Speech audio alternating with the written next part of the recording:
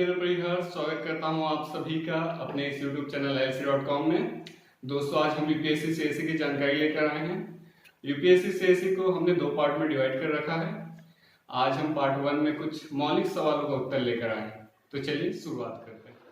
दोस्तों, UPSC CSC part 1 में हम इन सवालों का उत्तर जानेंगे, जैसे कि यूपीएससी सीएससी क्या है, यूपीएससी सीएससी की एलिजिबिलिटी क्राइटेरिया क्या है, नेशनैलिटी का क्या इशू है, एजुकेशन क्वालिफिकेशन कितना चाहिए, एज क्राइटेरिया क्या है, एज काउंट कैसे करते हैं, नंबर ऑफ अटेम्प्ट्स कितने मिलते हैं, क्या कोई फिजिकल एलिजिबिलिटी की रिक्वायरमेंट होती है। तो आइए देखते हैं। पहला सवाल, यूपीएससी सीएससी क्या है। यूपीएससी का full form union public service commission, Hindi में संघ लोक सेवा आयोग।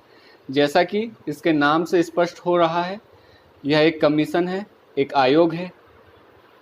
ये रहा यूपीएससी भवन, यह फोटो जागरण.com से लिया गया है। यूपीएससी का उल्लेख भारतीय संविधान के अनुच्छेद 315 से लेकर अनुच्छेद 323 तक मिलता है। अनुच्छेद 320 में यह कहा गया है कि संघ और राज्य लोक सेवा आयोगों का यह कर्तव्य होगा कि वे क्रमशः संघ की सेवाओं और राज्य की सेवाओं में नियुक्तियों के लिए परीक्षाओं का संचालन करें। यानी कि अनुच्छेद 320 में यूपीएससी का कर्तव्य क्या होगा, यह स्पष्ट किया गया है। यूपीएससी का कार्य संघ की सेवाओं में नियुक्तियों के लिए परीक्षाओं का संचालन करना है। अतः यूपीएससी द्वारा कई सारी परीक्षाओं का संचालन किया जाता है। उनमें से ही एक सिविल सर्विस एग्जामिनेशन है, जिसे शॉर्ट में हम यूपीएससी सीएससी कहते हैं। यूपीएससी एक आयोग है जिसके द्वारा लिया जाने वाला एग्ज़ाम है सिविल सर्विस एग्जामिनेशन। इसे ही यूपीएससी सीएससी के नाम से जानते हैं।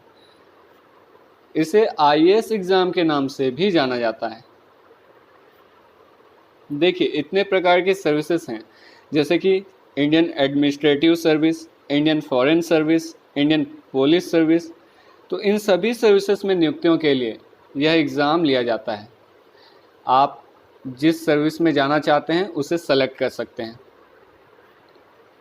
एलिजिबिलिटी क्राइटेरिया क्या है, नेशनैलिटी।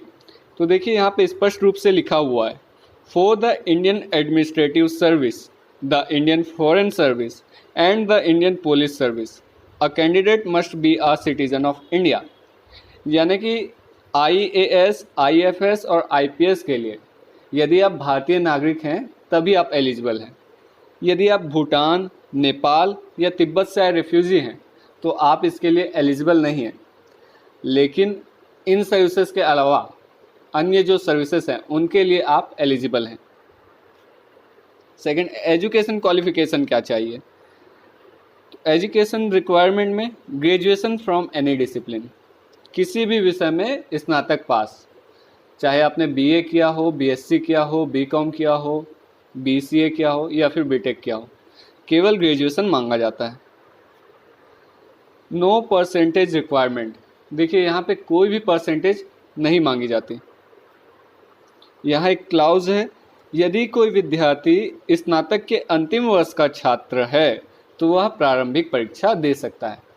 दोस्तों, यदि आप ग्रेजुएशन की लास्ट ईयर में हैं तो आप एलिजिबल है एग्ज़ाम में बैठने के लिए, लेकिन केवल प्रारंभिक परीक्षा में।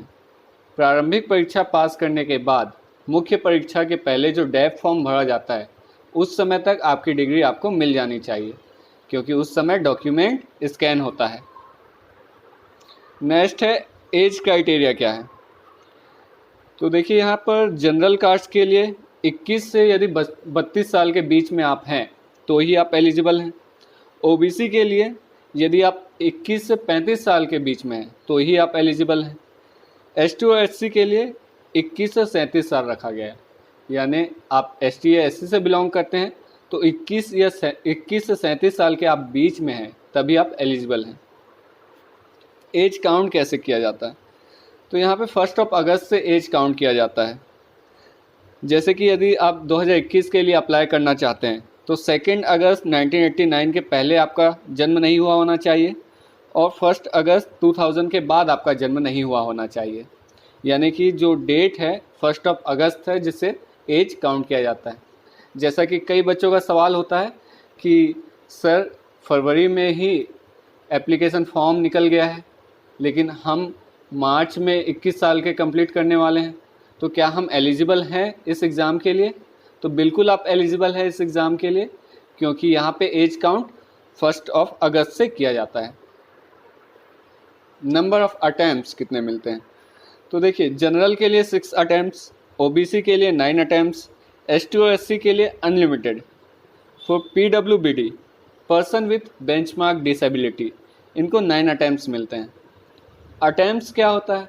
तो दोस्तों, यदि आप इस एग्ज़ाम में बैठ रहे हैं और असफल हो गए तो आपको सेकंड चांस मिलता है।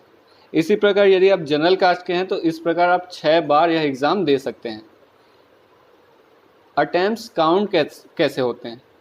देखिए, यहाँ पे यदि आपने प्रीलिम्स का फॉर्म भर दिया है और आप एग्ज़ाम में बैठे हैं तो ही आपका अटैम्प्ट काउंट होगा।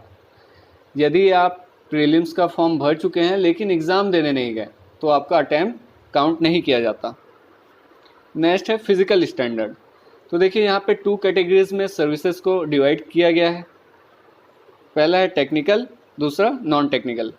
टेक्निकल में IPS, IRTS, RPF, DAN IPS, Pondicherry police service, ये सब आते हैं। नॉन टेक्निकल में IAS, IFS, IRS and all others, and जितने भी ऑल अदर्स सर्विस हैं वो सब नॉन टेक्निकल में आएंगे। टेक्निकल के लिए फिजिकल एलिजिबिलिटी, हाइट, चेस्ट, आई विज़न, कलर विज़न, ये सब मांगा जाता है। नॉन टेक्निकल के लिए physical eligibility not specific, only general taste like sitting, standing, pulling, seeing etcetera. यानी कि नॉन टेक्निकल में आपकी कोई फिजिकल एलिजिबिलिटी नहीं मांगी जाती, यहाँ केवल जनरल टेस्ट होता है, जैसे कि सिटिंग, स्टैंडिंग, पुलिंग, सीइंग। यहाँ पे डिसेबल पर्सन ऑल्सो एलिजिबल, यदि आप दिव्यांग हैं तो भी आप नॉन टेक्निकल सर्विसेज के लिए एलिजिबल हैं। आईपीएस के लिए चेस्ट और हाइट, देखिए फीमेल कैंडिडेट हैं तो 79 सेंटीमीटर प्लस 5 सेंटीमीटर का आपका चेस्ट एक्सपेंशन मांगा जाता है। हाइट यहाँ पे 150 सेंटीमीटर मांगी जाती है। यदि आप एसटी या एक्सेप्शनल एससी ओबीसी से बिलोंग करते हैं, जैसे कि गोरखा, तो आपको 145 सेंटीमीटर मांगा गया है। मेल कैंडिडेट से 84 सेंटीमीटर मांगा गया है प्लस 5 सेंटीमीटर का एक्सपेंशन। हाइट में 165 सेंटीमीटर मांगा गया है। यहाँ भी एसटी और एक्सेप्शनल एससी और ओबीसी के लिए 160 सेंटीमीटर हाइट मांगा गया है। आई टेस्ट, यहाँ पे डिस्टेंट विज़न, नियर विज़न और कलर विज़न चेक किया जाता है। कलर विज़न में कहीं आपको कलर ब्लाइंडनेस तो नहीं है, ये चेक किया जाता है। जैसे कि कई लोगों को ग्रीन और रेड में डिफरेंस करना नहीं आता, यानी वो नहीं कर पाते, जैसे कि ये दिया गया हुआ है, ये सब चेक किया जाता है आईपीएस के लिए। फिज़िकल टेस्ट कब होता है?